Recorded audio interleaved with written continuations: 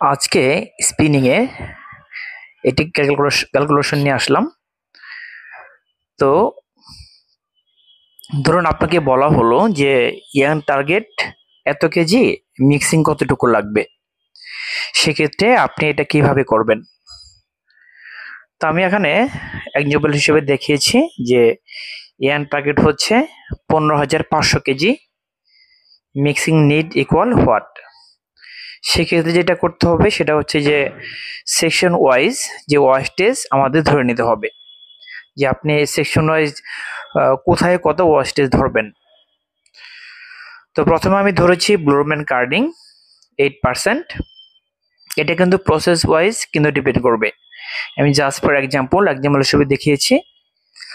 ধরুন আপনার 100% কটনের জন্য এক ধরনের ওয়াস্টেজ হবে, পিসিসিপিসির জন্য এক ধরনের ওয়াস্টেজ হবে, ঠিক আছে, মিলানজের জন্য এক ধরনের ওয়াস্টেজ হবে। ব্লোরম কার্ডিং 8%, ড্রফ্রেম 0.50%,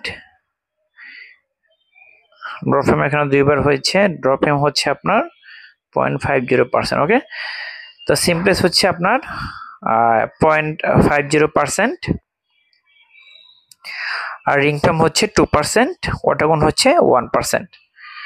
তাহলে হচ্ছে আপনার টোটাল দাম যদি যোগ করি তাহলে আমার হচ্ছে এখানে 12%, তাই না? 12% আমরা ওয়াস্টেজ ধরে করব। তাহলে 100 মাইনাস হচ্ছে 12 ইকুয়াল হচ্ছে 88%, তাই না?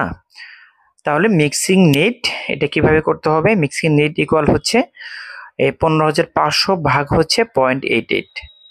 যদি এটাকে আমরা ক্যালকুলেশন করি তাহলে আমরা পাবো 17,614 কেজি, এটা আমরা পেলাম।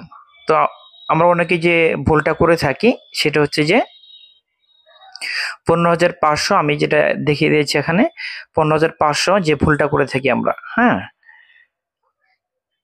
15,500 ইন্টু হচ্ছে এই 12%, তাই না? 12% হলো না, এইভাবে কিন্তু আমরা অনেকে করে থাকি। 15,500 ইন্টু হচ্ছে 12%, তাহলে হচ্ছে 1860 কেজি। এই 15,500 যোগ হচ্ছে 1860 কেজি, যোগ করলে কত হলো? 17,360 কেজি। আমরা কিন্তু এইভাবে করি, দেখেন এটা কিন্তু এটার সাথে মিলে নাই। 17,360 কেজি আর এখানে হচ্ছে 17,614 কেজি, তাহলে এখানে গ্যাপ আছে। এটা কিন্তু আপনার টোটালি ভুল। হ্যাঁ, এটা টোটালি কিন্তু আপনার ভুল। আমাদের সঠিকভাবে এই নিয়মে করতে হবে। ওকে, এটা হচ্ছে রাইট।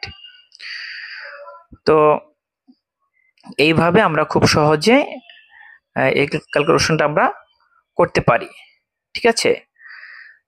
আবার অন্যভাবে দেওয়া থাকতে পারে যে ইয়ার্ন টার্গেট হচ্ছে আপনার 16,000 কেজি, হ্যাঁ, সেই ক্ষেত্রে মিক্সিং কতটুকু দরকার হতে পারে, অথবা ইয়ার্ন টার্গেট হচ্ছে 500 কেজি, মিক্সিং কতটুকু নিড হতে পারে, দরকার হতে পারে। তো জাস্ট এটা এখানে আমি এক্সাম্পল দিয়ে দিচ্ছি, আপনারা এই নিয়মে করতে পারেন। ওকে, তো আশা করি বুঝতে পেরেছেন। আজকে এ পর্যন্তই, পরবর্তীতে নতুন একটি টপিক নেব ইনশাল্লাহ। ততক্ষণ ভালো থাকবেন, আল্লাহ হাফেজ।